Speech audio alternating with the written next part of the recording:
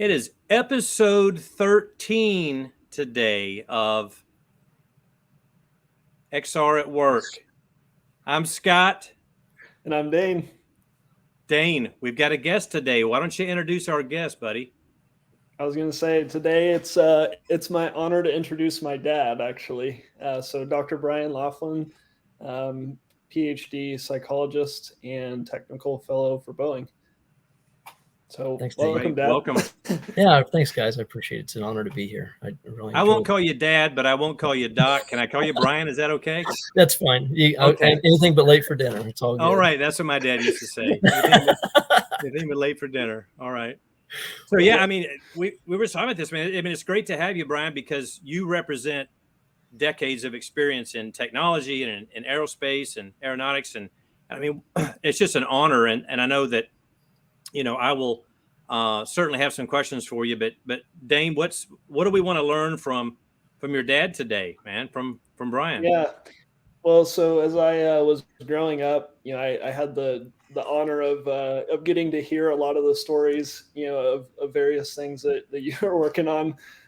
So I think, you know, maybe to start and to kick off, something to be interesting is to talk about kind of the history of, you know, how did you get into XR? I think, you know, you have a unique perspective from a human factors psychology, you know, background, because, you know, this is largely a whole new, you know, space for human factors and understanding, you know, the applications there. So it'd be interesting if you could kind of take us through, like, maybe the first time, you know, that you had kind of seen a VR headset or heard about it, and then you know, if there's any kind of thoughts that you remember having, or, you know, predictions that you made at the time that came out to be completely ridiculous, or, you know, something like that. I think it'd be interesting just to kind of hear the history of the space, you know, from your eyes. Yeah, well, thanks. Yeah, so I'm pretty fortunate in that I started like way long ago. When Dane was just a wee little guy, I'd gotten into grad schools in a PhD program at WSU. Wait, you got any pictures of him, baby pics or anything you want? Actually, I can hook you up later on. We can talk. Okay, all right. So at any rate, I was in the PhD program at WSU. Well, so I got out of high school and there was no money, you know, to go to school. And so I had to figure out how to pay for schooling. So there's the GI Bill, which is Uncle Sam paid for it. And I'm third generation Boeing. So naturally, I looked at Boeing, and Uncle Bill Boeing offered the opportunity to go to school. And that was what I call the BI Bill.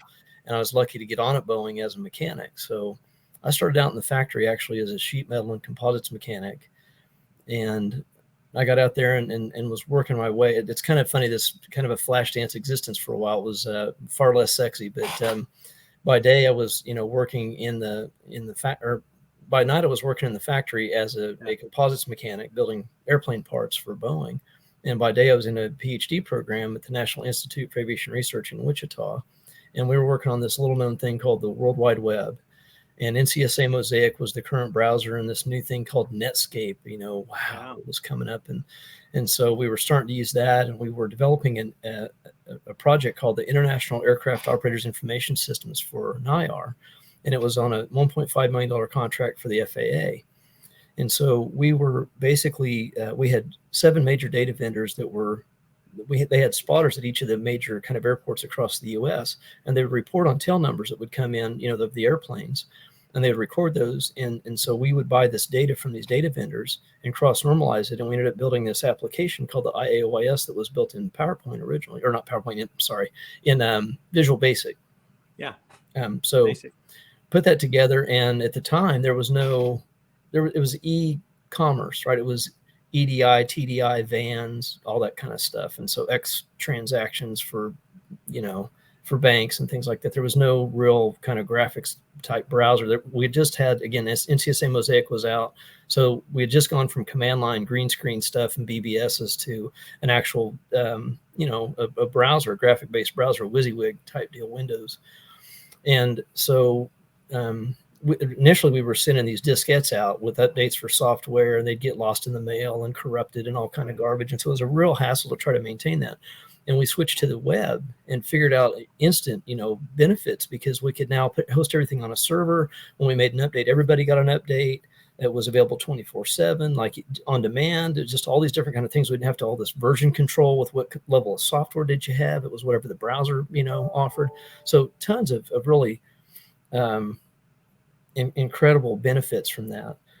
But so anyway, working out there doing that work, and I was working at Boeing, and had moved from the factory then to become a process engineering analyst, which is a liaison planner, a tool coordinator, and liaison engineer. So we fix all the stuff that's going on the factory floor. And I was trying to look for a way to make it easier for us to go and for me to collect data as I talked to these mechanics and investigated problems and stuff. And so I was looking into wearable computing. And at the time they had this computer called a VIA 2. It was bleeding edge technology. Like you had to be really hot stuff to even know this thing existed. Not that I was, but I knew the right people. And so it was this wearable computer, a DX266. I'm dating myself here, that you strapped around your hips. It was about a 30-pound system with about probably 20 pounds. It was a battery pack, and you had this flip down amber monocle, and you look like this kind of stormtrooper Lego guy, wearing this thing. It was tethered and horrible experience, but it had Windows for Work groups on it. And that was really my first foray into kind of wearable computing. Right. And so, hey, what year was this? When was that? This is about 95, 96 time frame. Okay. Right. So I was on. The reason why it's important is because a lot of people don't know this, but the term augmented reality was actually coined at Boeing by a couple of guys, Dr. David Meisel and Dr. Tom Caudell, at the Everett factory working on the 777s on the wiring looms.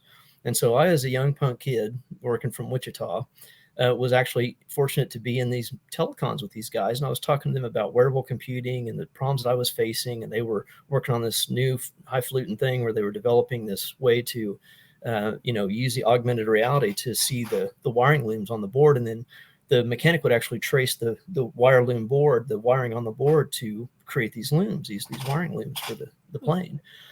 And then they were also working with Dr. Tom Furness, who's considered to be the father of AR and VR. And their stuff, it goes way back into the 80s, his big kind of Darth Vader helmet looking VR. Have you seen those 2020? There's a really good kind of a documentary that talks about a lot of this stuff. But he was working with the Air Force. And so these guys were all working together. And I was fortunate to, again, be the kind of kid in there talking to him, on these telecons and stuff. So, fast forward, we started working on that kind of a system and ended up not being great. I ended up switching to kind of Palm Pilots and that type of stuff to take my notes and whatnot. Move forward to around, I don't know, 20. I kind of picked that a little bit off and on for several years, but move forward to probably around 2010, 2011. I was working with some guys and actually filed some patents on augmented reality. It was kind of a forgotten thing. It was something that was tried, but it didn't really pan out, and blah, blah, blah. And AI is kind of the same way too, by the way. You'll probably notice that. Kind of comes and goes. Yeah. So I filed some patents, pretty neat. They were on the ability to use AR to stand at the side of an airplane and basically kind of use it as X-ray vision on a composite structure. So when you lay up a composite plane, unlike what we call a tin bird or metal airplanes, when you have damage to the skin on a metal airplane, you drill out the rivets, you pop the sheet off, you put a new one on, rivet it back together, and you're good. Well, when you build a composite structure, it's monolithic, right? So it's a one contiguous barrel.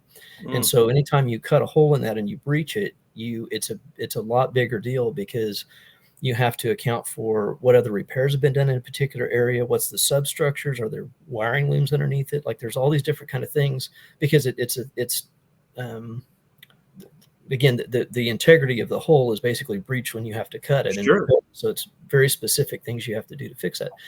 So with that criticality, we developed a technology to be able to basically kind of look at the airplane fuse and project onto it this augmented reality view where you can see the substructures figuratively underneath.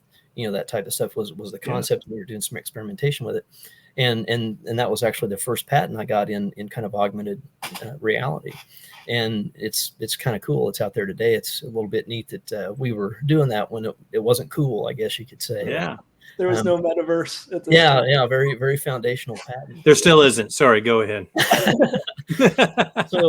So kind of fast forward a little bit more, and I was part of the team that was very fortunate to work with Apple. We started to look at iPads as a class 3 device for another display within the cockpits that we could put the air charts and stuff on. So we have this digital flight bag that the airline pilots could use instead of having all these charts and graphs. See those kind of rollerboard bags they'd carry around. A lot of times they'd kind of accordion looking. Well, those are full of air maps, like paper charts and things like that. They're able to reduce weight, not only from them not having to carry them around, but give them up to the minute kind of updates on the charts and graphs. And we have a company called Jeppesen that's probably the top in the world relative to the air charts and graphs and things. It's a subsidiary of Boeing.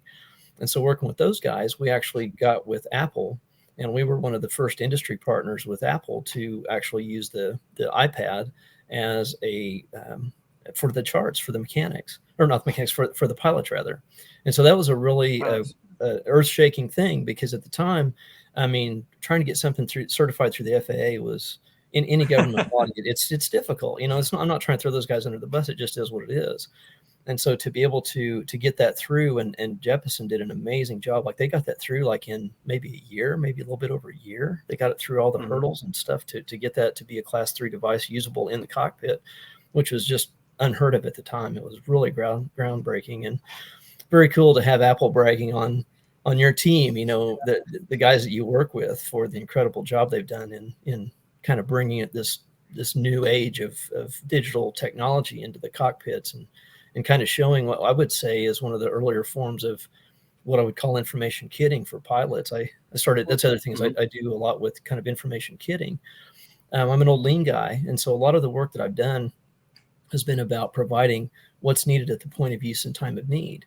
And in old lean technology, that meant tools, blueprints, drawings, things like that. Well, I actually did a bunch of work on a 777 moving line we did years back in Wichita, and we spent tons of money kind of making this little moving line. And the reason you would have a moving line is the psychological pressure that's imparted by having this plane that's continually moving. So it keeps you focused, because you can literally see time moving as you're working on it, right? So it keeps you very focused on what you're doing.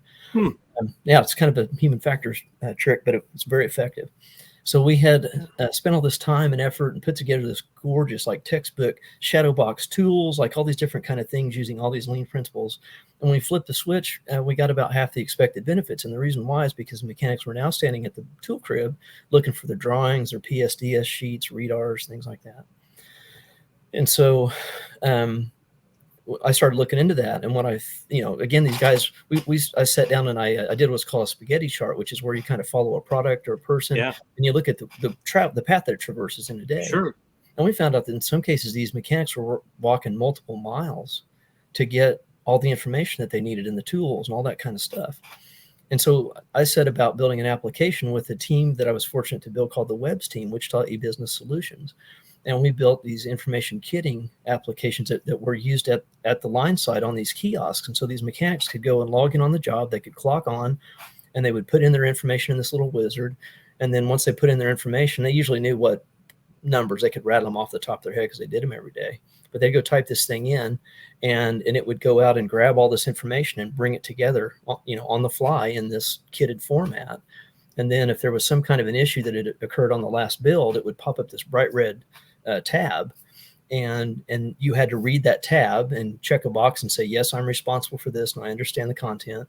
And then once you did that, then it would open up the kit and you could go ahead and do your work. Well, I mean, it was amazing. We found all kinds of benefits out of it. These mechanics weren't having to stand in line for drawings and prints, and the time lost is half, maybe the least of it, to be honest with you, because the biggest problem that we find, and where AR and that type of stuff really comes into its own, is in the fact that it mitigates disruption, right? It allows you to be completely focused on the job at hand and not having to take a break in there to go find some drawing or find this thing or talk to that person or whatever. I can actually, instead of having to, you think about the process of when you look at an engineering drawing, for example, you look at this drawing, and so you stare at it, and then you have to look at the application. So you're building a IKEA table in your living room.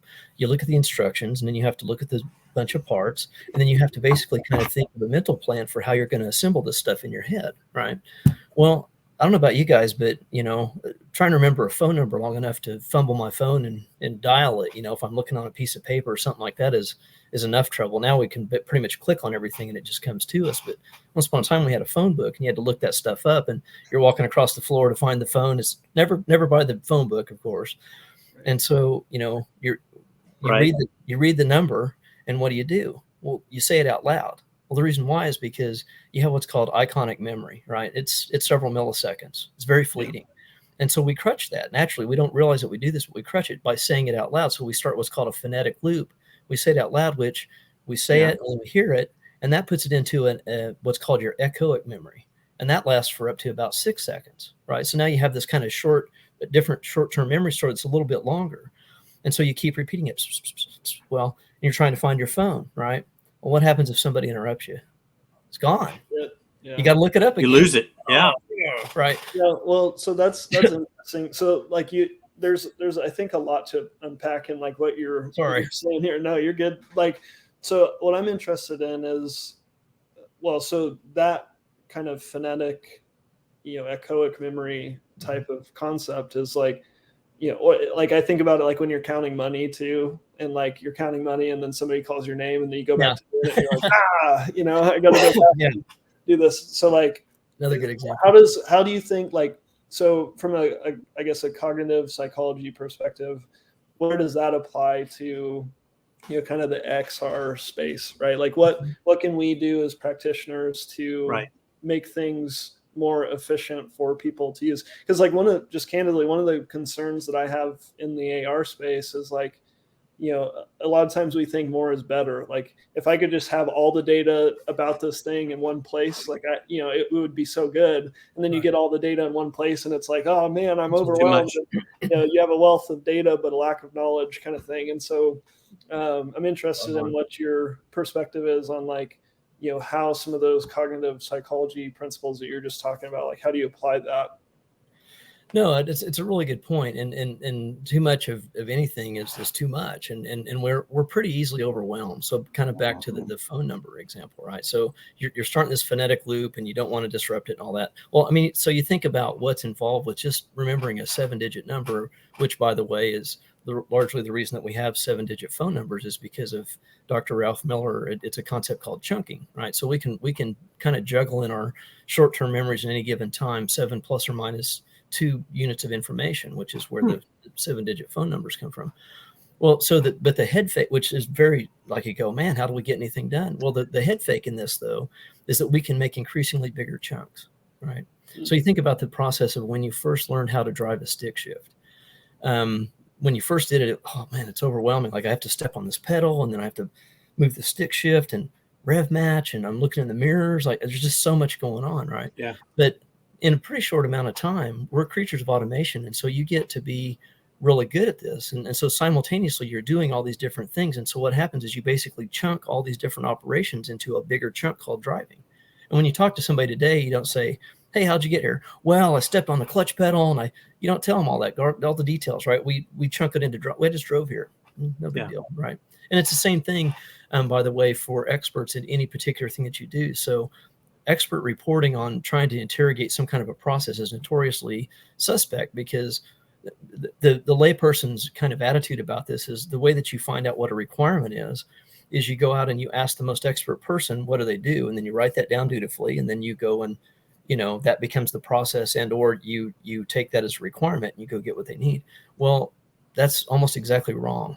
And the reason why is because we're such creatures of automation that these experts who've been doing this for a while, just like the driving scenario, unless and until you sit down and actively kind of interrogate with intention that process of driving, you can't really tell people what you just say driving, right? So you have to actually stop and think about that process and deconstruct it to be able to explain it to somebody who doesn't know how to drive a stick shift, for example. That's interesting too. So like Scott, I don't know if you have this experience with like using, guides within a HoloLens or something like that. Mm-hmm. Like a lot of times, like if you look at a procedure, the procedure is written down and then it says, put this bolt in this hole or whatever, but like there's no diagram or the diagram's not great. And then like it's kind of like this weird thing of like, okay, somebody, clearly the person who put this picture there knows what this is, but like I don't. And so like, I think you guys have experiences like that where like you have to break. I think AR is, or actually XR in general is just even more prone to this because it's so visual. Like you have to kind of replicate everything. And so in order to do that, you have to kind of understand even the little things. So do you guys have stuff like that where you have to? We had a really good point that less is more. And so in general, in American culture, we think that, more is better, Right. more options, more features, all that type of stuff. Well, honestly, there's a really good book called, my brain's not working now. Predictably Irrational by Dane, I think is how you say it. Excellent book, right? And so he talks about how we get more than about 5 or 6 options and we just check out. We just say, I don't want to deal with it, and we just pick something. Yeah. And that's notoriously bad. Yeah, so well, that's one thing that Scott and I have talked about too, is like, as you as you continue to add content and you build out, more and more capability, and add complexity, like you have to just be careful, not to, kind of overwhelm. Well, I think something you got to be careful with XR though is like I'm doing a huge, I've got a mill that wanted me to do a 100+ step procedure in a HoloLens 2, right, in a Trimble XR10 version, and it's like that's just prone for failure, right? To give someone a device that they don't know and give them, it would be like taking a new driver and putting them in a very complex stick shift car. It's always easier to put them in an old beater truck with just, with an automatic, right? Sure. I'm always mindful of we don't want the technology to get in the way of the content, right? If it's so difficult to operate the device, you never really kind of get the content committed to muscle memory, right? I think that's kind of the same thing. Is I'm always a big fan of starting off where it's an easy to use device, easy to consume content, and get that muscle memory built up. Get people used to where the gear shifter and the clutch and the steering wheel and everything is before you start throwing curveballs at them or adding more content, right? Because you can do too much and it'll never get used in the first place. Well, you're exactly right. And then what we found, let me get back to kind of the memory stores and stuff a little bit, so I can kind of so Dane originally asked about XR and how does this help with that, right? Well, so you think about that process. So for mechanics, we're in the tanker is a good example. And if you want, you can do a search on Boeing augmented, and the top article that comes up should be Boeing test AR in the factory. If you read that, that's my team actually. You'll see a quote from me about the process that we did in the project and stuff. And there's a little video that actually shows one of my developers, David Aguilar, inside the belly of a tanker wearing a HoloLens, looking up, and it shows like him in the picture, and you can see what he's seeing in the plane.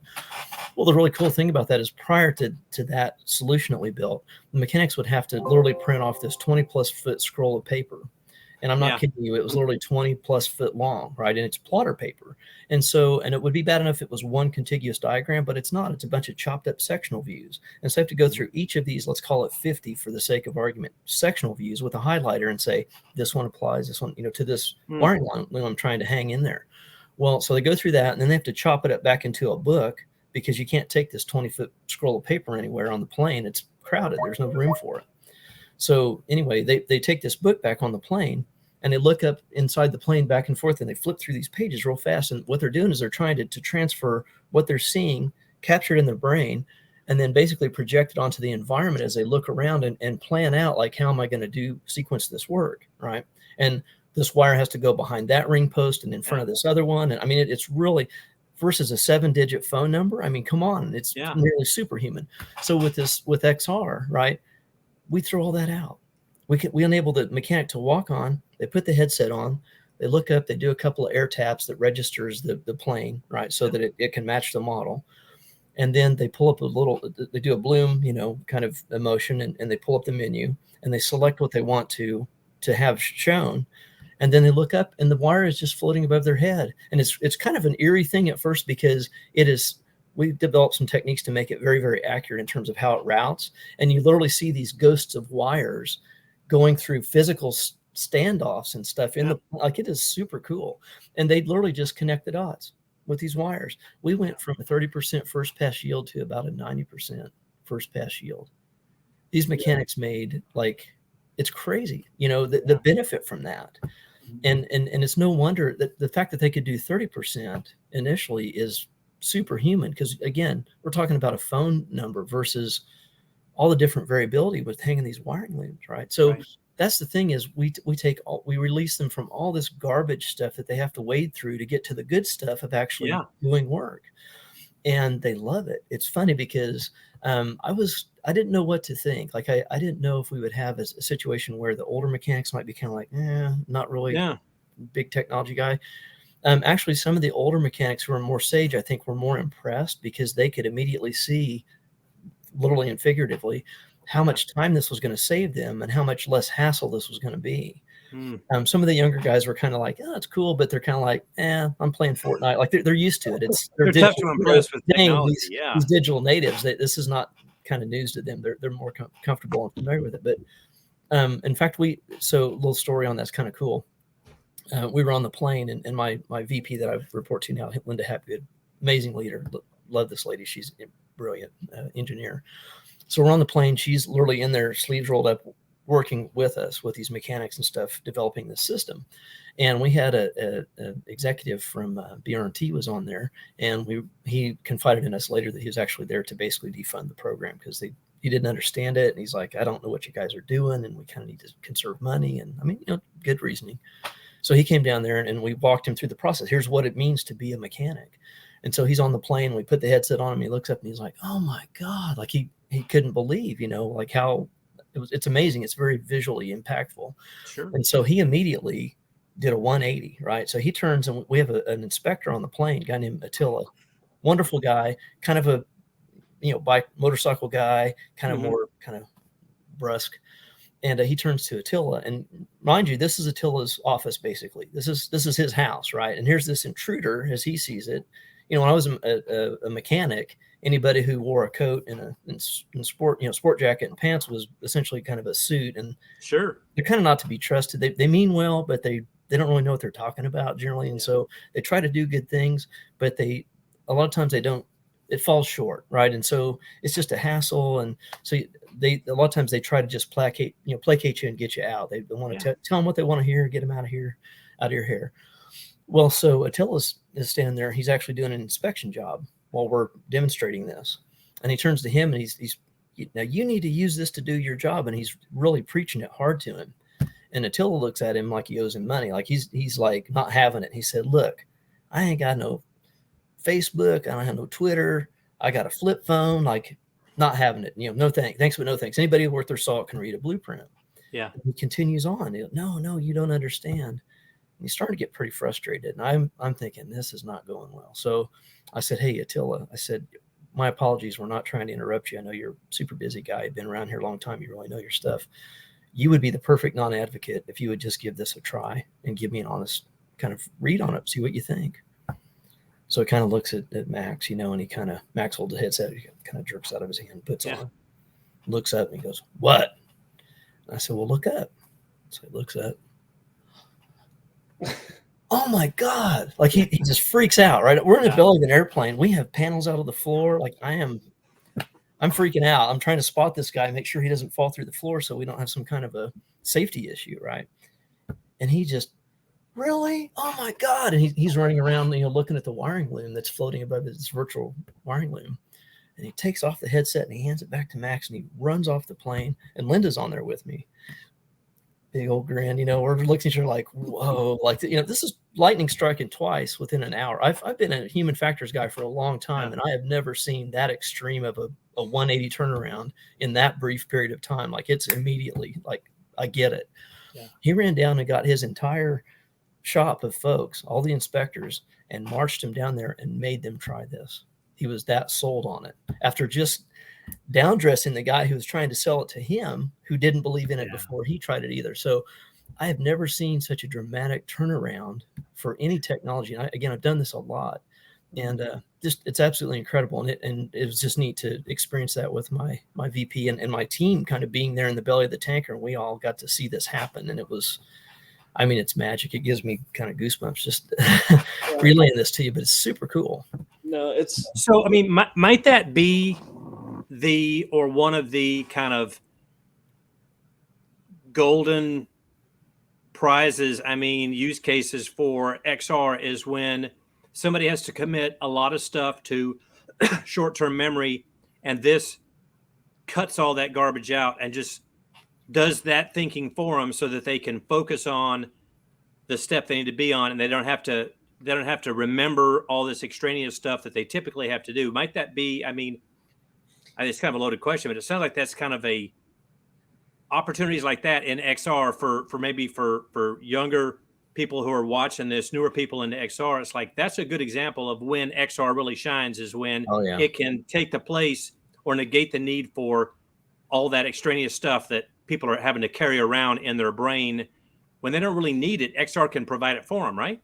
Exactly. Well, go ahead, Dane. Sorry. Yeah. So I have a question. So this is something that comes up sometimes when we get in this discussion, because I absolutely agree with you guys. Like, I think the big thing about AR is that it just provides context. Like, there's so much context that's lost by putting something in a book and then making somebody, essentially you're having to create your own context for different things, as you're trying to translate one from the other. And so I think AR, the big thing is it drives that context and it provides that to you without having to, use your own brain to try and contextualize what you're looking at.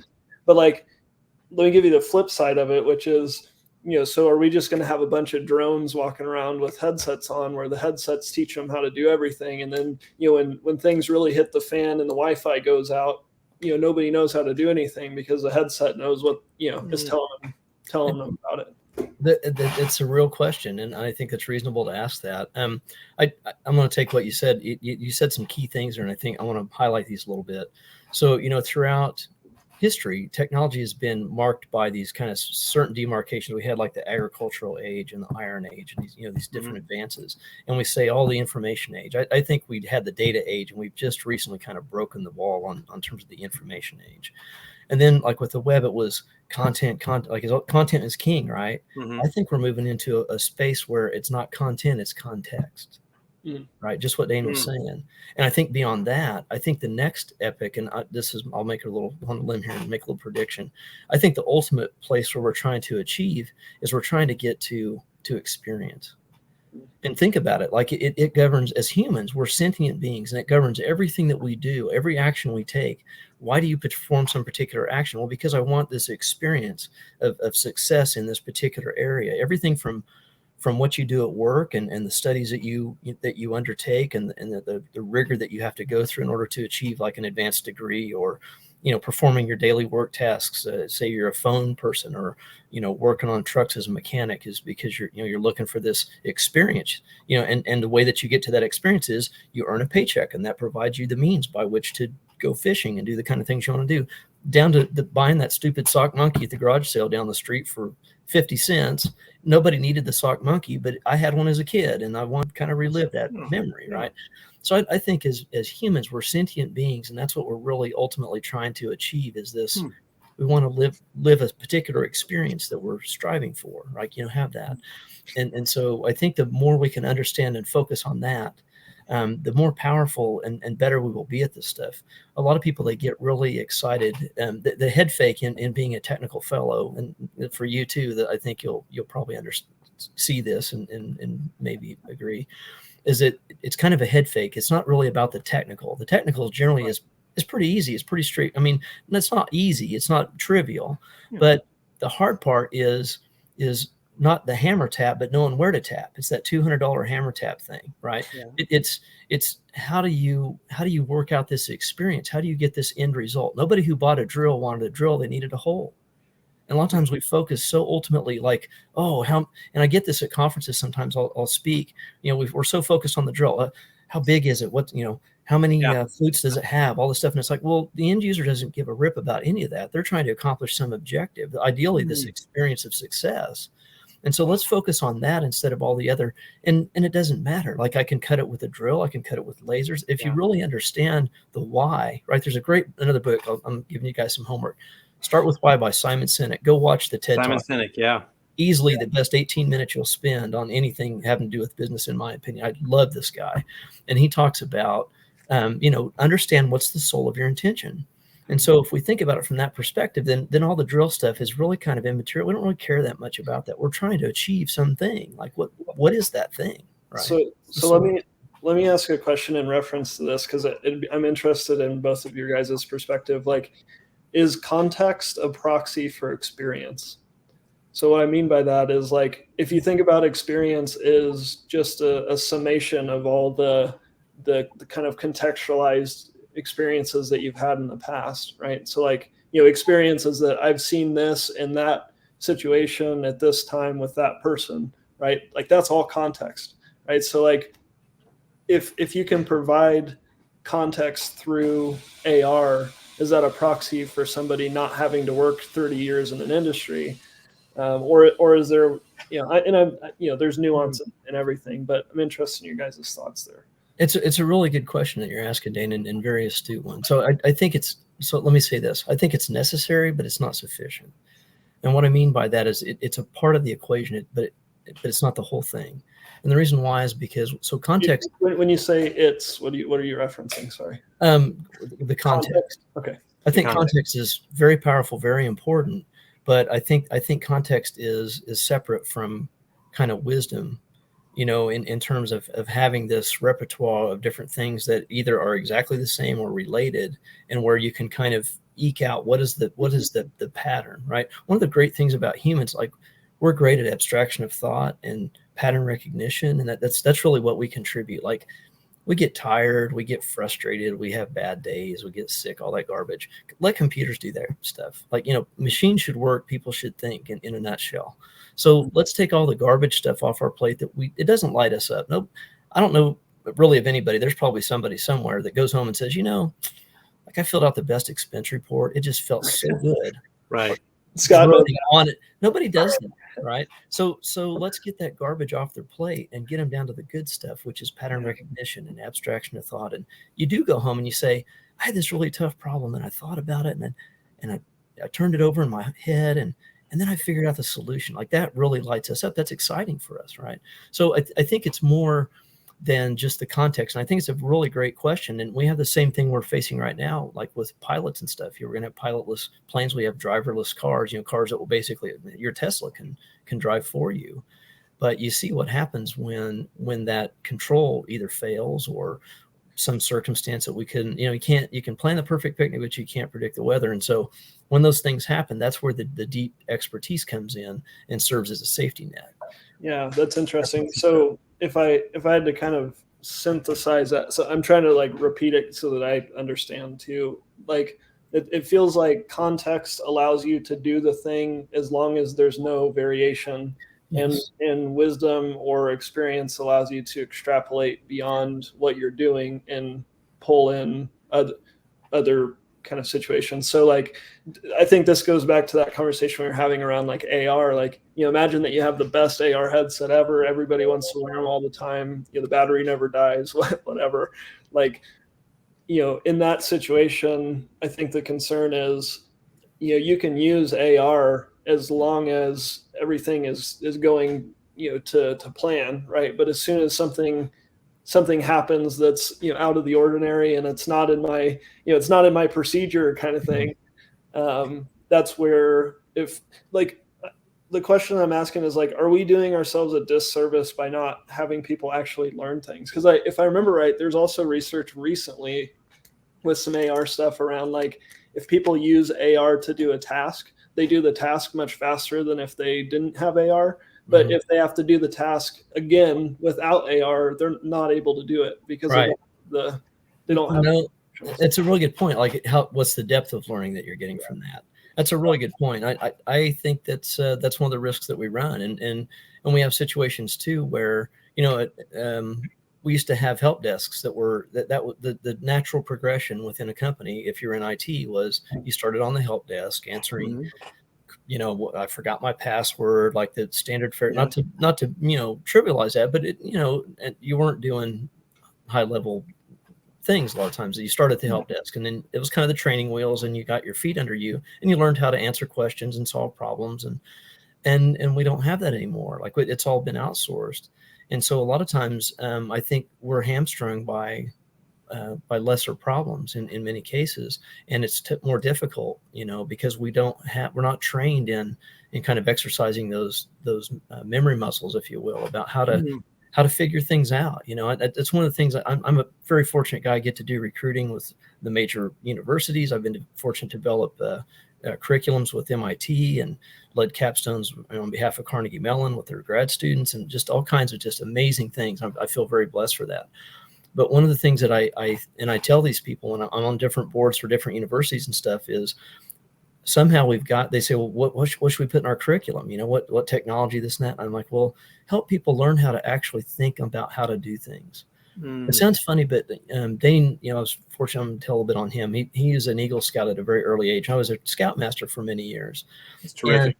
Well, it's really great program. And the thing, and my daughter too, just for necessity's sake, she was actually one. It's funny because now that's, you know, young ladies can be scouts, and I think it's wonderful. Yeah. She arguably was a trailblazer in that some, you know, 15, 20 years earlier, because by necessity, because my wife worked. And so if she was at home and we didn't have anybody to watch her, she got to go camping with dad and his 19 surrogate sons, you know, doing wherever we were going to go. Yeah. And so the goal as a Scoutmaster for me was not so much to not have the boys make mistakes, right? But rather to provide a safe environment where they could make mistakes and they could recover from them and learn how to not make them again. Well, go ahead. That's a segue, I think, into VR, right? Because like that's exactly what it allows you to do. Like that's one of the things in the VR applications that we've had at work, you know, where it's like, you know, we're working on a piece of equipment and you know, it's dangerous, or we're wasting material, or it's hot, and you know, people are wearing hearing protection, so you're screaming at each other when you're trying to, you know, train people. It's just not a good environment. And so, you know, VR gives you the opportunity, like, hey, you can stick your hand in that hot box and not lose it. Yeah, and you're not going to have a problem. But you can learn, you know, from that, and then you can apply those skill sets. But like Scott, I'm interested too, like, you know, from your perspective. Sorry, all this stuff that we've been. What are your thoughts? So I mean, we say this, right? We say this as, I draw a lot of parallels with parenting as well, Brian, because we say that we're doing no favor to our children by keeping them protected from all the germs, right? They need to build up some immunity, right? We do our children no favors by giving them the answers, because the lesson is in failure. The lesson's not in success. Almost you could make that leap and draw the same thing with XR, right? AR, we certainly want to give people the reference material and the work instructions, the content that they need on the floor in a way that's easy to consume, so that they don't make mistakes when it's critical. But I think there's that other side that you bring up, Dane, that we need to also be providing safe spaces, right, for people through VR to be able to build up that immune system, to make those mistakes, and to see kind of the how in the equation, and kind of learn some of those, build up some of that muscle memory, and experience some things that you don't want them experiencing out on the floor. Yes. But I think XR is a great safe space for that. We say the same thing at my day job, right? Is XR is where you have, VR is where you have unlimited lives to go make mistakes and blow things up and just reset. And I think it's a wonderful thing about XR, right? Is that we have different types of content. Sometimes it's just, I just need the reference number here so I don't build up too much steam in this boiler. Sometimes we need to let them work it out and blow the boiler up in VR, you know? So yeah. I think it's a really good point. And so Dane, you know, you probably know about some of the work he's done with some of the training he's done, some of these high-speed looms, and that's a perfect application for that, where again, people can fail and recover, and there's no risk, you know, physical risk to them. They can learn from that stuff. And so I think that's a super powerful concept, and I think we've largely kind of lost that. You know, we're so worried about efficiency, and in some cases about protecting people unduly from oh my gosh, what if they failed? Well, what if they don't fail? What if you don't learn anything? So instead of always looking at XR as eliminating or greatly reducing errors, what about looking at XR as a safe place to make errors, right? In some instances, right? Yes. That's a man, I should be paying you guys for this. This is therapy here, man. I like it. Yeah. No, I think it's super powerful. And then the cool thing, Dane, I'm done with you. I'm hanging out with your dad from now on, man. This guy. Well, the cool thing about then you go to AR, right? And that Yeah. provides the contextualization for what you're trying to do without having to look around. So you're more focused on the task at hand. You're not searching for things Yeah. and Yeah. wasting undue energy. So I think that there's this really natural, it's funny because they're almost diametrically opposed. Like one's immersive. I want in VR, I want to replace your version of the world with mine. Like it's really important to me. I want you to accept it and I want you to interact with as if it's real. In AR, I don't want to do that at all. I want to supplement the real world with additional digital assets, right? So, and they even have different problem spaces for what you have to solve for when you're trying to develop an XR, solution, whether it's AR versus VR. Like VR, we have all the motion sickness things and those type of issues. And with AR, it's really more about, because it's usually very applied, right? With VR, the solution or the workspace is within the immersive environment. With AR, it's outside of it, right? It's a supplement to the real world. So let me ask you guys this, right? Is this something that we've talked about internally, right? As far as with some of the L&D folks, is we take this kind of approach in theory. We've not done a lot of this to be fully transparent, but we talk about how one could start off a virtual reality training, task flow experience with a lot of environmental variables removed, right? Here, just take this tool and put these bolts in this sequence on this die or in this part of this machine, and then start to, when they get that down, start to add in noise or multiple tools. Did you grab the right one? Or start to add in more things to start to make it, to kind of build on it, to kind of build that experience, that knowledge from the ground up. Is this a common thing I'm just now catching on to? I mean, that's sorry, go ahead. No, it seems like a brilliant idea. Yeah. I'm glad I came up with it. Yeah. Yeah. Well, so I don't know if I sent this to you, Scott, but I know I sent it to Brian last week. So there was an interesting article that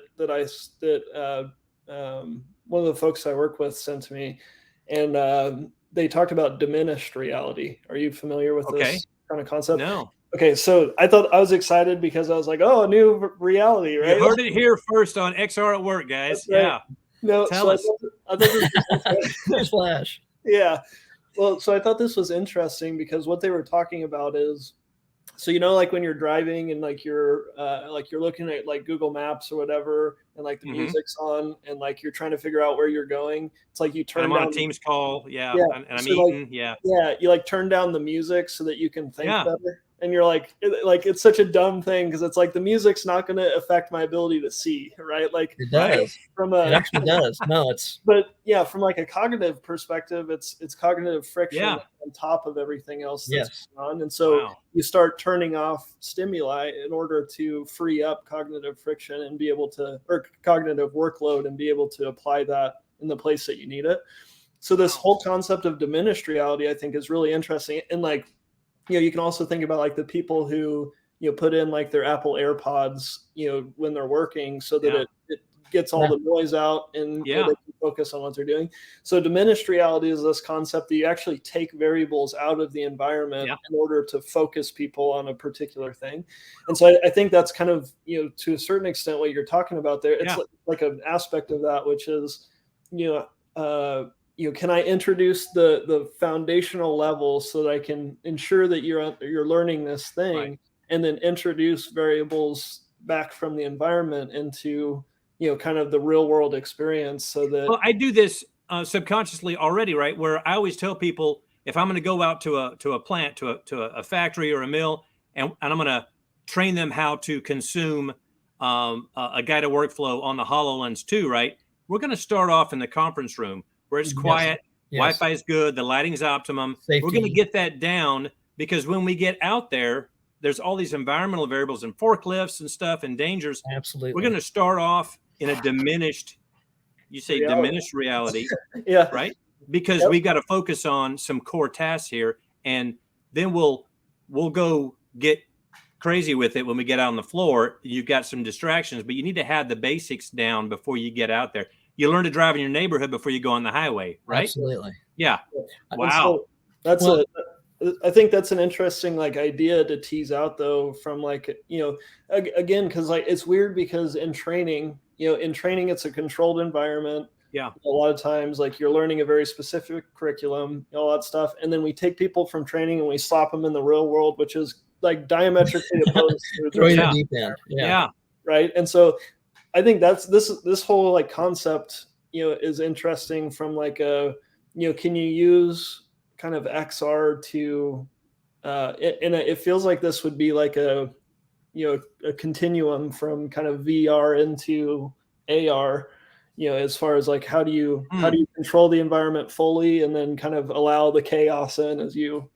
Well, and the interesting thing too is it's not a constant, right? So it depends, like you're saying, and this is the same thing is true. We can take it even completely out of the XR space, just the stick shift analogy, right? Yeah. When you first start, no radio, no Yeah. distraction. Sit up straight. I need everything. Like, I can't afford an ounce. And then after you've been doing it a while, you're eating your hamburger and whatever that, right? You're doing a million different things. Well, and so one of the things that I thought was really interesting in the tanker wiring solution, for example, so the mechanics, when they put the headset on, they would turn that thing up full blast. Like it'd be just as bright as it could be, right? And they would kind of look around like and get the lay of the land. And then they turn it down to minimum, I can just barely see it. Yeah. And the reason why is because it occludes their hands. They can't see what they're doing.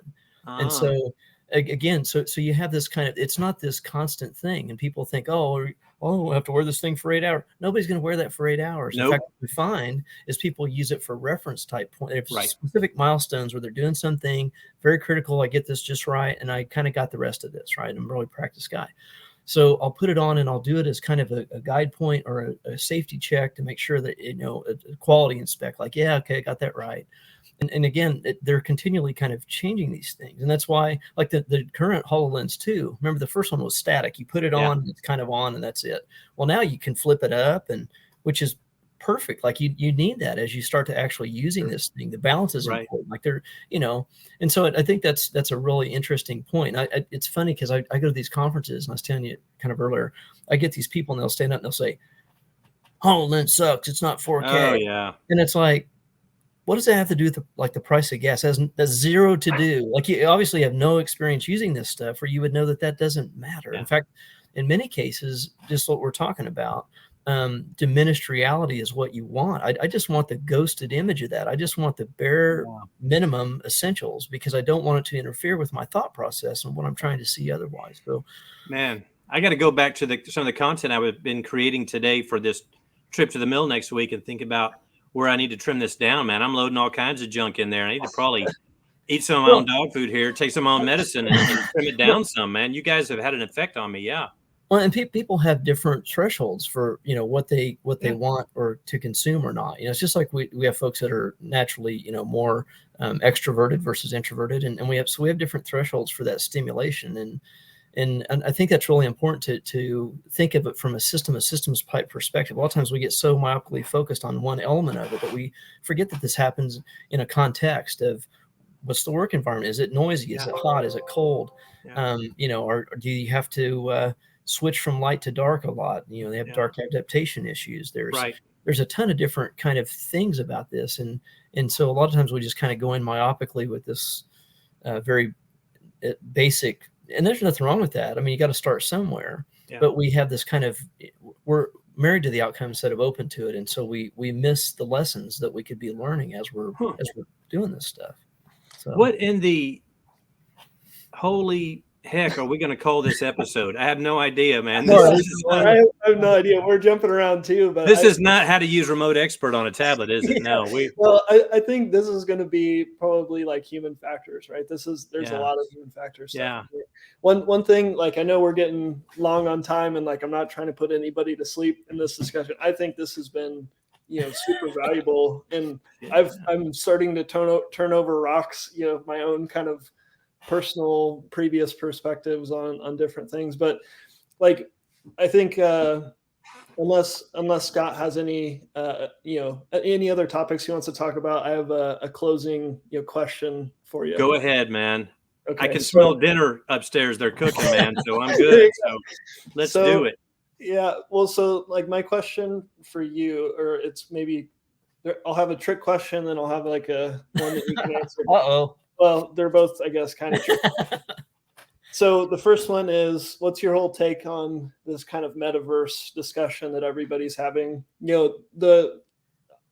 I guess caveat, like, I think there's a lot of value in the concept of, the metaverse. I just think like there's been so much divergence in what that encompasses that now we're trying to kind of like converge back into what really matters, in the metaverse, and how does that apply? So that's my first question. Okay. The second question is, if you had to make a prediction for the next like 5 years, what would your prediction in the space, be for XR? That's probably well, I'll let you answer them in whatever order you feel like makes sense. And I'd be happy to come back. I've really enjoyed this time with you guys, it's great discussing this, and maybe we can do a deep dive on metaverse, or we can talk about some different, if there's pieces in this that you guys find particularly interesting or you get feedback on, let me know. Happy to come back, and I can even invite other of my colleagues, and maybe we can do a Brady Bunch 6 thing. I got terrific. I mean, I have terrific company. I rub elbows with. I stand on the shoulders of giants all day long. It's really amazing, the folks I work with, and I'd be happy to bring them along and have them kind of join the band and talk about this. But so with the metaverse, I think there's a little bit of a muddling and I'm not trying to disparage it, because everybody's got their own angle and they're trying to sell their product and stuff. But this disembodied cartoon character that's, here's what I ate for lunch. Like, I don't think that's what most people are. It's not super compelling to me. Like, it might be to your 10-year-old, daughter or something. But what we're doing, and you've heard our Chief Technical Officer, Greg Hyslop, actually talked about Boeing building airplanes in the metaverse. And we've actually, it's kind of funny because we've been doing this stuff for quite some time. Like, we have been working in this metaverse space for quite a while. I'll relay one of the things that we've done that's more recently that was super powerful demonstration of how valuable this can be. We had the COVID shutdown, right? So nobody's flying anywhere. It's dangerous to be around other people. You got to be very careful, very insulated.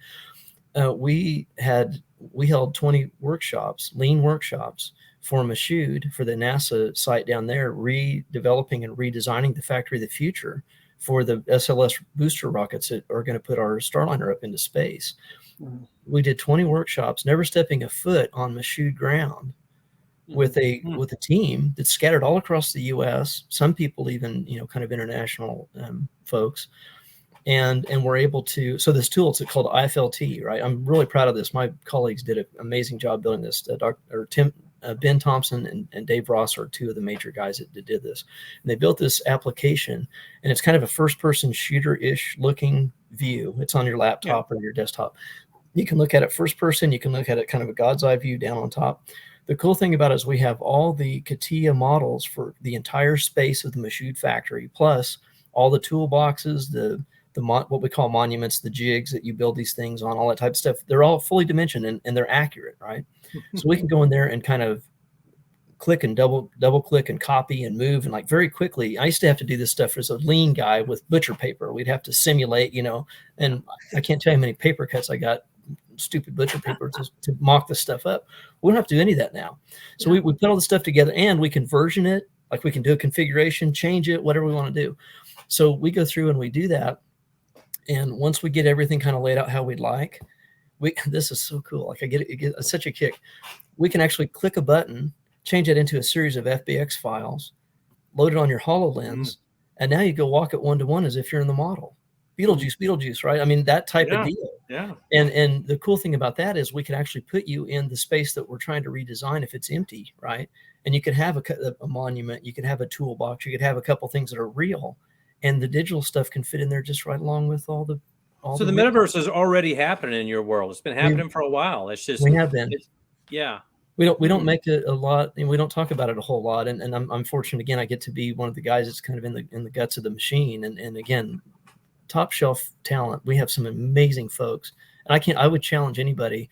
I don't know of another company that has a broader span of reach. We go to the deepest depths of the ocean and the farthest reaches of space. If you think about the products that we provide and the services, and it's really compelling to me. Like, it's super cool. And those airplanes fly over.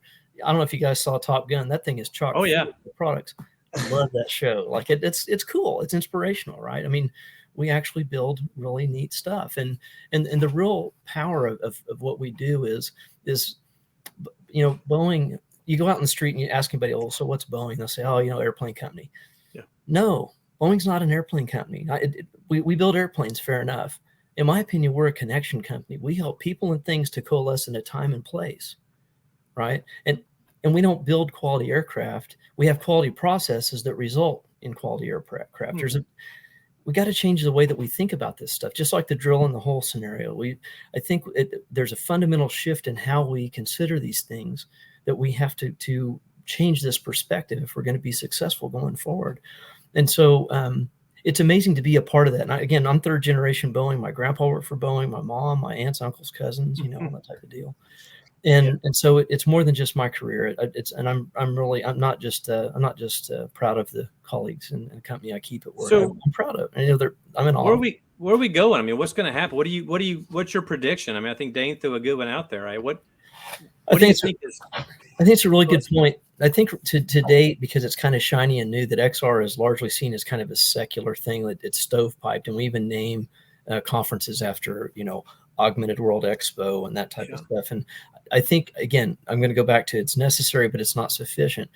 What the future holds is integration. That's really going to be the key, because the contextualization truly is dependent upon those kind of that integration. So IoT, where we're tying in sensor and we can sensorize things. For example, if I'm doing work on a plane right now, I have a process where I have to do, it's called lockout tagout. And Dane probably has this in his space. You guys all, Oh yeah, sure. Yeah. So you're going to go into a high energy area. You want to lock out, tag out, and that could be a fall off of a wing. It could be an electrical panel. I mean, there's all kinds of different hazardous energy.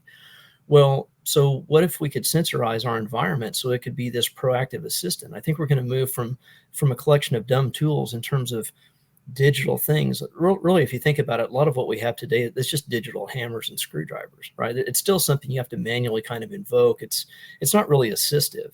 And that's not really the power or the promise that these things offer. The real promise, the nirvana, in my opinion, is where these things come to actually assist us proactively. It notices, hey, Brian, I see that you're in the factory, you're working on this, you're in the proximity of this particular tool, you clocked in on this particular job, so I know what kind of work statement you're going to be doing. By the way, I know you're going to need these particular bits of information. Why don't I collect those for you and I'll deliver them to you? Oh, by the way, they've had some update on the training that you should have. So if you're going to do a face seal, well, there's some updated training. So let me push that out to you, and you can just take it in 5 minutes and kind of re-up on that. That type of stuff, right? I think it's going to be about the contextualization and about the integration of things. So another example, I'm on a business trip, and I have this kind of a personal assistant. Is kind of the concept that I would call it. And so I show up in Seattle, and I'm going about my day, and I get done at work, and I'm driving back to the hotel, and it says, hey, bing, hey, Dane's birthday's coming up. So I know he likes these kind of things. Well, guess what? Here's this shop right here that has the kind of things that he would love to have. And man, you're here, so we'll give you 20% off. Like, that's going to be where the real power of this stuff is going to become unleashed, right? Where we're going to have proactive assistance to help find these kind of things. And oh, by the way, you're probably getting kind of hungry. It's been 8 hours since you ate. You didn't really get to have a break. Your schedule's full. Here's some places that, well, I know you like these kinds of food and you have these allergies, so probably want to avoid that one. This is rated really highly.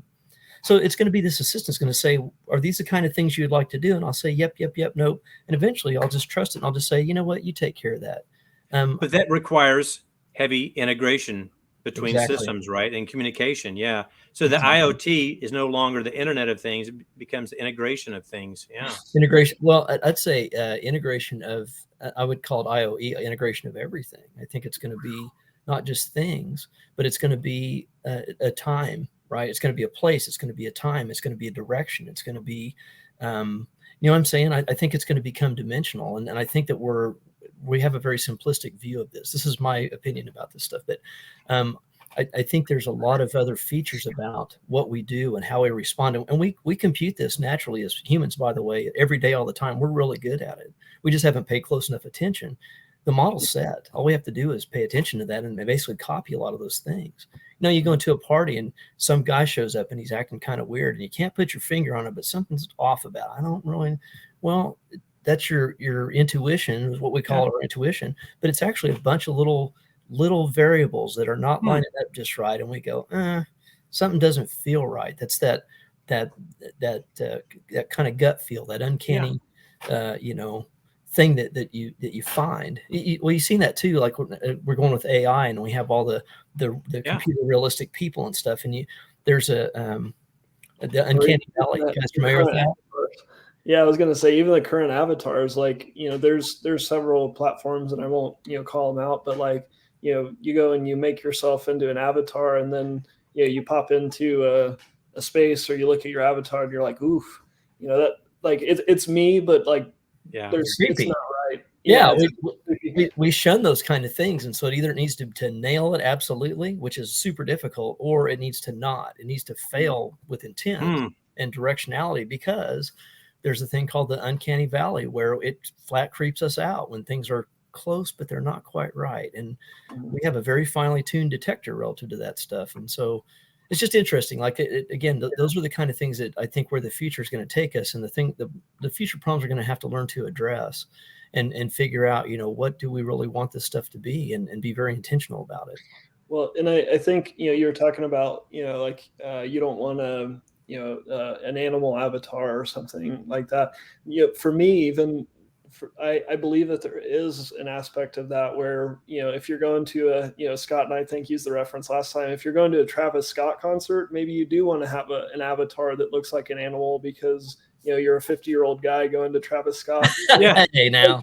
If you go into a business meeting, you want to have a different avatar. Yeah. And so I think there's even, it's funny, we're talking about context. There's like all this nested context that goes into, things as well. And I got to look up this Travis Scott person. Yeah, there you go. But yeah, no, I think that's an astute prediction. And I mean, like, we're kind of seeing, it feels like a lot of times when these things get built, like, everybody builds the walled garden at first, and then all of a sudden you start to see integrations with other things, and the platform becomes more open because it's a requirement from the customer. And so I think that's probably, the good thing about this is now it's saved in history. We can go back in 10 years and look at this conversation and see if we were right or wrong. I say this, I've told Dane this before, Brian.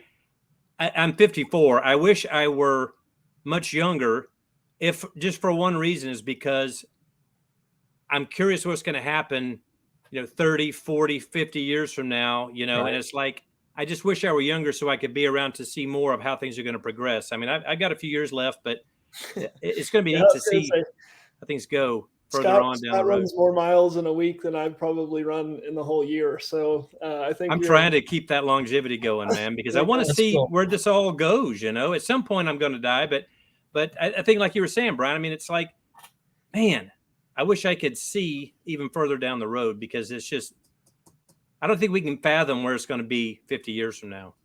I agree with that. And I think I jokingly, kind of borrowing a line from Napoleon Dynamite, which is really not the treasure trove of quotes, but what's the future going to be?